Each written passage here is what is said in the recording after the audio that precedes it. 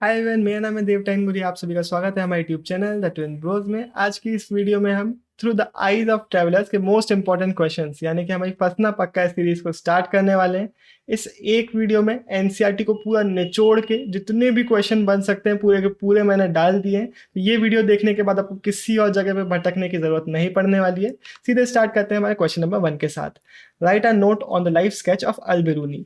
वैसे यहाँ पे आपको मल्टीपल क्वेश्चंस देखने को मिलेंगे क्योंकि एक ही क्वेश्चन अलग अलग तरीके से पूछा जा सकता है, इसलिए मैंने यहाँ पे डाल दिया ताकि आपको और भी ज़्यादा अच्छे से अंडरस्टैंडिंग लग जाए। और यहाँ पे पूरे एक आंसर में आप देख रहे हैं कि बहुत सारे मल्टीपल छोटे छोटे क्वेश्चंस भी मैंने डाले हुए हैं, क्योंकि एक आंसर से भी बीच में छोटे छोटे क्वेश्चंस देखने को मिलते हैं, तो वो भी आपको हेल्प करेंगे पूरा अच्छे से समझने के लिए। 973 ख्वारिज़म में ये बर्थ हुआ इनका। ये बहुत अच्छी जगह थी एजुकेशन के लिए, तो इनको अच्छा एजुकेशन मिला। Syriac, Arabic, Persian, Hebrew, Sanskrit, इन सभी लैंग्वेजेस में काफ़ी ज़्यादा अच्छे थे। ग्रीक इनसे नहीं आती थी, लेकिन फिर भी जो प्लाटो होगा, बाकी जो ग्रीक के फिलोसोफर्स थे, इनके जो टेक्स्ट थे इनको इन्होंने अरेबिक के ट्रांसलेशन में स्टडी किया। 1017 में सुल्तान महमूद ने ख्वारिज़म में अटैक कर दिया और यहाँ से स्कॉलर्स को लेके अपने साथ चले गए गजनी में। उन कुछ स्कॉलर्स में अल बिरूनी भी एक थे। स्टार्टिंग में तो ये एज हॉस्टेज वहाँ पे गए थे, लेकिन धीरे धीरे वहाँ पे वो अच्छे से सेटल हो गए। इंडिया में इन्होंने अपना जो मोस्ट टाइम था वो ब्राह्मण, प्रीस्ट और बाकी स्कॉलर्स के साथ स्पेंड किया। यहाँ पे अलग अलग रिलीजियस टेक्स्ट हो गए, फिलोसफिकल टेक्स्ट हो गए हमारे संस्कृत के, उनको ये स्टडी करते थे इनके साथ। इन्होंने पंजाब और जो नॉर्थ इंडिया का पूरा रीजन था वहाँ पे ट्रेवल किया और धीरे धीरे लोगों के साथ इनकी अंडरस्टैंडिंग बनने लगी। धीरे धीरे वहाँ पे अच्छे से ये घुलने मिलने लगे। यहाँ पे इन्होंने संस्कृत के बहुत सारे टेक्स्ट हो गए, एस्ट्रोनॉमी पे, मैथमेटिक्स से मेडिसिन पे, इन सब पे इन्होंने स्टडी करी और इस तरीके से अपना टाइम स्टडी करते हुए स्पेंड किया। राइट अ नोट ऑन अल बिरूनीज किताबुल हिंद। यही पूछा जा सकता है किताबुल हिंद किसने लिखी है या फिर अल बिरूनी ने कौन सी बुक लिखी थी। तो इस तरीके से अलग अलग तरीके से क्वेश्चन आ जाता है। हम इसके ऊपर देख लेते हैं डिस्क्रिप्शन। ये अरेबिक में लिखी गई थी, सिंपल और ल्यूसिड थी यानी कि इजी टू अंडरस्टैंड थी, काफ़ी ज़्यादा वॉल्यूमिनस थी। 80 चैप्टर्स हमें देखने को मिलते हैं अलग अलग सब्जेक्ट पे, religion and philosophy, festivals, astronomy, alchemy, manners and custom, social life, weights and measures, iconography, laws and metrology. तो बहुत सारे अलग अलग सब्जेक्ट में हमें इनकी टेक्स्ट देखने को मिलता है। अल बिरूनी का एक जनरल स्ट्रक्चर था जो कि ज़्यादातर जगह पे हमें देखने को मिलता है फॉलो होते हुए। स्टार्टिंग में चैप्टर के क्वेश्चन के साथ स्टार्ट करते थे, फिर सांस्कृतिक ट्रेडिशन में जो भी इन्होंने सीखा था, जो भी इन्होंने समझा था, उस बेसिस पे डिस्क्रिप्शन देते थे और उसके बाद इसको कंपेयर करते थे, हमारे सब कॉन्टिनेंट के डिस्क्रिप्शन को कंपेयर करते थे वेस्टर्न वर्ल्ड के साथ, बाकी कल्चर्स के साथ। तो ये जनरली कंपेरिजन जो हमें बहुत सारे अलग अलग जो वेस्टर्न फिलोसोफर्स थे उनके तरफ से देखने को मिलता है। तो ये इनका पूरा एक जनरल स्टाइल था। The travels of Ibn Battuta were address and hazardous explain. उस टाइम पे ट्रैवल करना बिल्कुल भी इजी नहीं था। रॉबर्स अटैक किया कर देते थे, तो अटैक इन पे कई बार हुए हैं। ये जनरली कैरावैन में लोगों के साथ ट्रैवल करना पसंद करते थे ताकि थोड़ा अटैक के चांसेस कम हो जाए, लेकिन फिर भी हमें देखने को मिलता है जब ये मुल्तान से दिल्ली ट्रैवल कर रहे थे तो इन लोगों पे अटैक कर दिया गया और बहुत सारे लोग इनके जो साथ थे उन पर अटैक हुआ। कुछ लोगों को अपनी लाइफ भी लूज करनी पड़ी। तो ये हमें देखने को मिलता है कि इनके टाइम पे ट्रैवल करना ईजी नहीं था।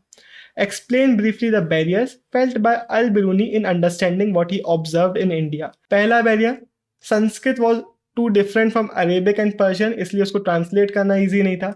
दूसरा barrier, religious beliefs and practices were very different। और तीसरा बैरियर, जो लोग थे वो ओपन नहीं थे, दे वर सेल्फ एब्जॉर्ब्ड। तो ये हमें 3 बैरियर देखने को मिलते हैं। जो अल बिरूनी की मेजर अंडरस्टैंडिंग थी वो ब्राह्मण्स के जो वर्क्स थे, जो संस्कृत टेक्स्ट थे, उनके थ्रू थी। तो ये जो साइड में बॉक्स देखने को मिल रहा है, थोड़ी एक्स्ट्रा इन्फॉर्मेशन के लिए जो आपको चैप्टर से याद होनी चाहिए। अगर आपको चैप्टर बिल्कुल भी क्लियर नहीं है तो पहले मैं रिकमेंड करूंगा कि जो हमारी एक्सप्लेनेशन वीडियोस हैं उनको आप देखिए, ताकि आपकी जो एनसीईआरटी है वो 100% क्लियर हो जाए। अगर आपको कोई टॉपिक में भी पर्टिकुलरली डाउट आता है तो वो टॉपिक भी आप हमारी एनसीईआरटी एक्सप्लेनेशन वीडियोस के थ्रू कवर कर सकते हैं। यहाँ पे हम डिस्कस कर रहे हैं पूरे हमारे इंपॉर्टेंट क्वेश्चन आंसर्स। और अगर आपको वीडियो अच्छा लग रहा है तो एक लाइक तो बनता है यार, लाइक कर दीजिए ताकि यूट्यूब को भी पता लगे कि ये वीडियो अच्छी है और वो भी थोड़ा प्रमोट करे। Right a note on Ibn Battuta. Ibn Battuta ने काफ़ी ज़्यादा ट्रैवल किया था, तो ये पूरा आंसर उनके ट्रैवल्स के बारे में होने वाला है।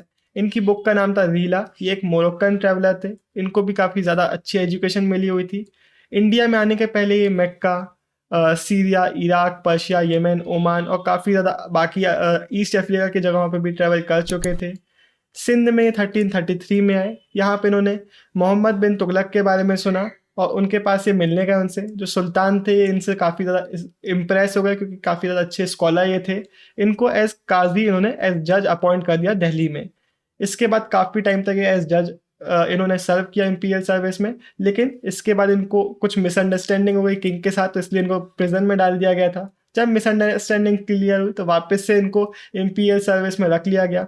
फिर इनको बोला गया कि भाई आप चाइना जाइए। 1342 में इनको बोला गया कि एज मैसेंजर हमारे आप चाइना जाइए। चाइना ये गए, वहाँ पे भी इन्होंने काफ़ी ज़्यादा ट्रैवल किया, बहुत ज़्यादा चीज़ों के बारे में इन्होंने लिखा। सबसे पहले ये गए हमारे मलाबार कोस्ट में। मलाबार कोस्ट से मालदीव्स गए। मालदीव्स जाने के बाद इन्होंने कुछ टाइम वहाँ पे स्पेंड किया। फिर श्रीलंका गए। श्रीलंका के बाद भी इन्होंने फिर से रिटर्न किया अपना मलाबार कोस्ट में। And the Maldives before resuming his mission to China visited Bengal and Assam as well. तो काफ़ी ज़्यादा ट्रैवल कर चुके थे। इसके बाद he took a ship to Sumatra. इसके बाद एक और शिप ली, वापस से चाइनीज़ पोर्ट टाउन जैतून ये गए। इसके बाद चाइना में इन्होंने काफ़ी ज़्यादा ट्रैवल किया, कुछ अलग अलग जगहों पे गए, हर जगह पे अपना डिस्क्रिप्शन देते गए। Ibn Battuta meticulously recorded his observations about new cultures, people, believes, values and etcetera. तो हर जगह पे ये जाते थे, वहाँ के जो नए नए कल्चर देखने को मिलते थे, नए नए लोग देखने को मिलते थे, उनके बारे में रिकॉर्डिंग्स किया करते थे। इतनी सारी डिटेल्स देख के थोड़ा सा डर लग गया होगा, लेकिन एक अच्छी बात, ये पास्ट में ज़्यादा बार क्वेश्चंस में नहीं आई है, लेकिन आपको एक बेसिक आइडिया होना चाहिए कि वो कहाँ से कहाँ ट्रैवल कर रहे थे। Explain Al Biruni's description of the caste system in India. तो इंडिया जब वो आए तो उन्होंने पैरेलल्स ढूंढने की कोशिश करी, बेसिकली इंडिया के कल्चर को बाहर से कंपेयर करने की कोशिश करी। इन्होंने बोला कि एंशिएंट पर्शिया में भी ऐसे ही 4 सोशल कैटेगरी वाला सिस्टम था। फर्स्ट कैटेगरी थी नाइट्स और प्रिंसेस की, दूसरी कैटेगरी थी मॉन्क्स, फायर प्रीस्ट और लॉयर्स की, तीसरी कैटेगरी थी physicians, astronomers and other scientist की, और फोर्थ कैटेगरी थी पेजेंट्स और आर्टिजन्स की। तो इन्होंने बोला कि इंडिया के लिए यूनिक सिस्टम नहीं है ये। इसके बाद इन्होंने पॉइंट आउट किया कि इस्लाम में ऐसा बोला जाता है कि ऑल मैन आर इक्वल।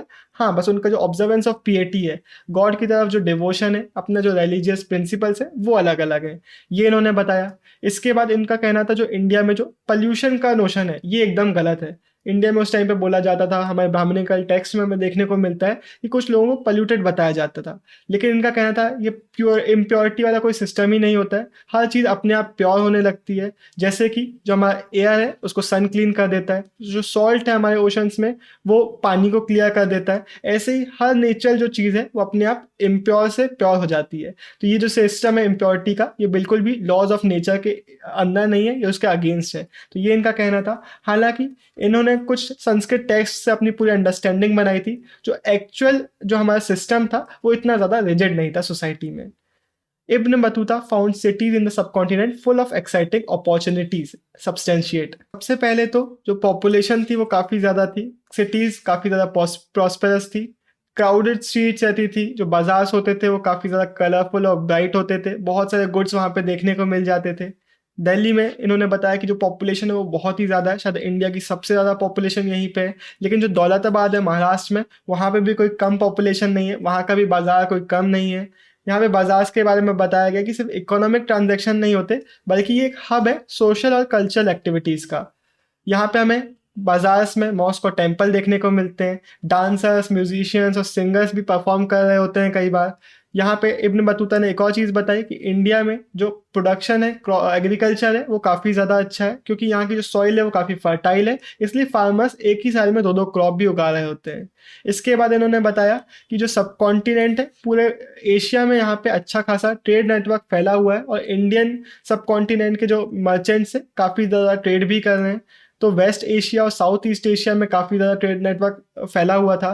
ये बताया जाता है कि जो इंडियन टेक्सटाइल थे वो काफ़ी ज़्यादा पॉपुलर थे, पर्टिकुलरली जो कॉटन क्लॉथ हो गए, फाइन मसलिन्स हो गए, सिल्क हो गए, ब्रोकेड हो गए, सेटिन हो गए, इनकी डिमांड काफ़ी ज़्यादा थी। India had a unique system of communication during the 14th century. Examine the statement of Ibn Battuta। तो एक चीज़ है कि हमारे यहाँ पे ट्रेड नेटवर्क काफ़ी ज़्यादा अच्छा था। जो स्टेट थी वो भी स्पेशल मेजर्स लेती थी इन मर्चेंट्स के लिए, ताकि वो ट्रेड अच्छे से कर सकें। जैसे कि इन्स, होटल्स और गेस्ट हाउसेस बनाए जाते थे रास्तों पे। इसके अलावा जो पोस्टल सिस्टम था वो काफ़ी ज़्यादा अच्छा था, एक जगह से दूसरी जगह पर इंफॉर्मेशन और गुड्स भेजने में हेल्प करता था। ये इतना ज़्यादा अच्छा था कि जहाँ सिंध से दिल्ली पहुँचने में 50 डेज लगते थे नॉर्मली, इन जो स्पाइस होते थे वो अपनी इंफॉर्मेशन 5 दिन में पहुँचा दिया करते थे। Give information about Francois Bernier and other writers who visited India after 1500 C. जब पोर्टुगीज इंडिया में आए तो इनके साथ काफ़ी ज़्यादा लोग हैं जिन्होंने अपने अलग अलग अकाउंट्स छोड़े। रॉबर्टो जी ने इंडियन टेक्स्ट को ट्रांसलेट करने का काम किया यूरोपियन लैंग्वेज में। One of the most important Portuguese writer Duarte Barbosa, इन्होंने साउथ इंडिया की सोसाइटी और ट्रेड के बारे में अपने अकाउंट्स लिखे। फिर 1600 के बाद जब डच, इंग्लिश और फ्रेंच ट्रेवलर्स इंडिया में आए तो इनमें से भी काफ़ी ज़्यादा लोग आए। ट्रेवेनियर ने इंडिया को 6 टाइम्स विजिट किया। यहाँ की जो ट्रेडिंग कंडीशंस थे उससे काफ़ी ज़्यादा फैसिनेटेड ये थे। इन्होंने इंडिया को ईरान से और ओटोमन एम्पायर से कंपेयर किया। जो इटालियन मेनुकी थे, एक डॉक्टर थे, ये इंडिया में एक बार आए तो इंडिया में ही आके बस गए। इसके अलावा हमारे सबसे इम्पोर्टेंट नेम हमारे बर्निया, ये एक फ्रेंचमैन थे। He was a doctor, a political philosopher and a historian. ये इंडिया में मुगल एम्पायर में अपॉर्चुनिटीज ढूंढने आए थे जो कि इनको मिली भी। इंडिया में ये टोटल 12 ईयर्स रहे, फ्रॉम 1656 टू 1668। फर्स्ट ही worked in the Mughal empire as physician to Prince Dara Shikoh. Then he worked as an intellectual and scientist with Danishmand Khan. तो ये जो डिटेल्स है हमारी फ्रैंकोइस बर्निया वाली, ये सबसे ज़्यादा इंपॉर्टेंट है। इनसे रिलेटेड हम बहुत सारे क्वेश्चन देखने वाले हैं, ये पूरी आप याद रखिएगा। Bernier wanted to express India inferior to the western world, elucidate the statement. इनका फेवरेट काम था कि इंडिया को यूरोपियन वर्ल्ड से कंपेयर करना और उसके बाद यूरोप को सुपीरियर दिखाना। डिटेल्ड ऑब्जर्वेशन से अपने अकाउंट्स में लिखते थे। जनरली क्रिटिकल ऑब्जर्वेशंस होते थे, इंडिया को ये क्रिटिसाइज करते थे और अलग अलग ओपिनियंस अपने इंडिया के बारे में देते थे। मुगल इंडिया को ये कंपेयर करते थे यूरोप के साथ और बताते थे कि कैसे यूरोप ज़्यादा सुपीरियर है। इनका यही तरीका था कि कंपेरिजन्स ढूंढना, एक टॉपिक पे इंडिया के बारे में डिस्क्रिप्शन देना और फिर यूरोप के बारे में बताना ही कैसे इंडिया पीछे है, कैसे यहाँ पे इन्फीरियरिटी है हमारे सुपीरियर वेस्टर्न वर्ल्ड के अगेंस्ट। तो ये इनका पूरा राइटिंग स्टाइल था। According to Bernier, crown ownership of land had disastrous consequences for the state and the society. Justify the statement. तो Bernier crown ownership of land के काफ़ी ज़्यादा अगेंस्ट थे। इनका कहना था कि क्योंकि पूरा जो लैंड है वो यहाँ के किंग के पास होता है, इसलिए लोग यहाँ पे लॉन्ग टर्म इन्वेस्टमेंट करना ही नहीं चाहते हैं। यहाँ पे इम्प्रूविंग लैंडलॉर्ड्स की जो एक मिडिल क्लास होनी चाहिए डेवलप, जैसे कि यूरोप में हुई थी, वैसी इंडिया में डेवलप ही नहीं हो रही है। There is no middle state in India. इसके बाद इनका कहना था कि ये एक रीज़न है कि क्यों यहाँ का जो एग्रीकल्चर है वो डाउनफॉल में जा रहा है, लैंड पूरा का पूरा रियून होता जा रहा है और यहाँ की जो सोसाइटी की कंडीशन है वो नीचे चली जाती जा रही है, एक्सेप्ट द रूलिंग एरिस्टोक्रेसी। इनका कहना था कि सिर्फ रूलर जो है वो अच्छी लाइफस्टाइल जी रहा है।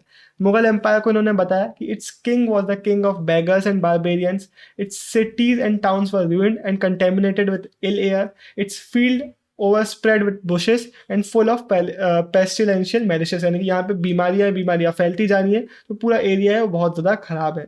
इनका कहना था ये सब हो रहा है क्राउन ओनरशिप ऑफ लैंड के कारण, लेकिन ये एक्चुअल रियलिटी नहीं थी। हमें मुगल डॉक्यूमेंट्स में देखने को मिलता है कि जो ओनरशिप थी वो तो बताया जा रहा है कि लोगों के पास ही थी, बस उनसे एक टैक्स लिया जाता था। तो ये आप बॉक्स पढ़ सकते हैं एक्स्ट्रा इन्फॉर्मेशन के लिए, अगर आप एनसीईआरटी को भूल चुके हैं तो। और अगर आपको बिल्कुल समझ में नहीं आया तो पहले एक्सप्लेनेशन देखिएगा।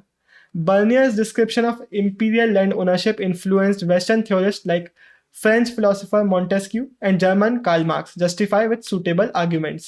तो बर्नियर के डिस्क्रिप्शन से मॉन्टेस्क्यू ने अपनी ओरिएंटल डिस्पोटिज्म की थ्योरी बनाई थी कि जो एशिया है यहाँ का जो किंग होता है उसके हाथ में पूरा का पूरा पावर होता है, पूरी अथॉरिटी होती है, पूरी लैंड उसके अंडर में होती है और जो सब्जेक्ट्स होते हैं पॉवर्टी में रहते हैं इस किंग के अंडर में।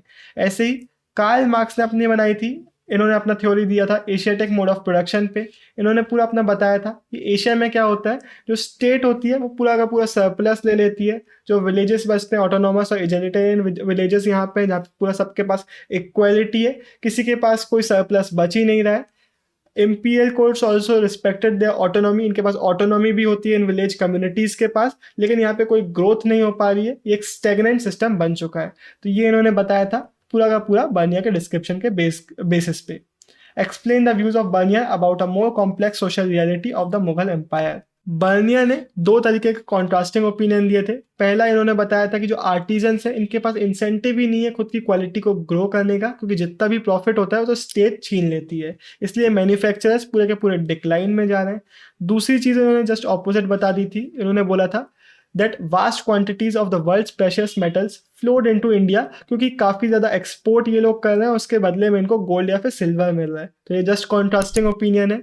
मर्चेंट कम्युनिटी को काफ़ी ज़्यादा बेनिफिट हो रहा था लॉन्ग डिस्टेंस ट्रेड रूट से। 15% जो इंडियन पॉपुलेशन थी वो टाउन्स में रह रही थी, तो ये लोग ज़्यादा बुराई इंडिया की करते थे, लेकिन यहाँ पे हमें देखने को मिलता है जो प्रोपोर्शन है हमारी इंडियन पॉपुलेशन जो टाउन में रह रही है वो वेस्टर्न यानी कि वेस्टर्न यूरोप की पॉपुलेशन से भी ज़्यादा था उस टाइम पीरियड में। Bernier describe Mughal cities as camp towns, throw some light on this statement. तो बर्नियर ने काफ़ी ज़्यादा सिंप्लीफाइड, ओवर सिंप्लीफाइड पिक्चर बना ली थी इंडियन सिटीज़ के बारे में। इनका कहना था ये कैम टाउन्स हैं। बेसिकली जब इम्पीरियल कोर्ट यहाँ पे आता है तो ये इस्टेब्लिश हो जाते हैं। इम्पीरियल कोर्ट यानी कि जो हमारे जो सेंटर ऑफ पावर है उसके किंग के पैट्रोनेज पे डिपेंडेंट होते हैं और बाकी इनका खुद में कोई वजूद नहीं है। इस तरीके की पिक्चर इन्होंने बना ली थी, लेकिन ये काफ़ी ज़्यादा ओवर सिंप्लीफाइड थी। इसके अलावा भी हमें टाउन्स देखने को मिलते हैं, manufacturing, trading towns, port towns, sacred towns, pilgrimage towns etcetera. हमें देखने को मिलता है कि बहुत सारी कम्युनिटीज़ थी जो कि साथ में एक ग्रुप बना रही थी। जैसे कि मर्चेंट्स की जो कम्युनिटीज़ होती थी उनके ग्रुप को हम महाजन्स बोलते हैं, उनके चीफ को सेठ। ऐसे ही इन अर्बन सेंटर सच अहमदाबाद जो महाजन्स का जो एक कलेक्टिव रिप्रेजेंटेटिव होता था उसको हम नगर सेठ बोलते हैं। तो यहाँ पे हमें देखने को मिलता है कि भाई मर्चेंट्स ने भी अपना एक कलेक्टिव ग्रुप बना के रखा और ये लोग बिल्कुल भी इम्पीरियल पावर पे डिपेंडेंट नहीं है बल्कि इंडिपेंडेंट कम्युनिटीज़ बना रहे हैं।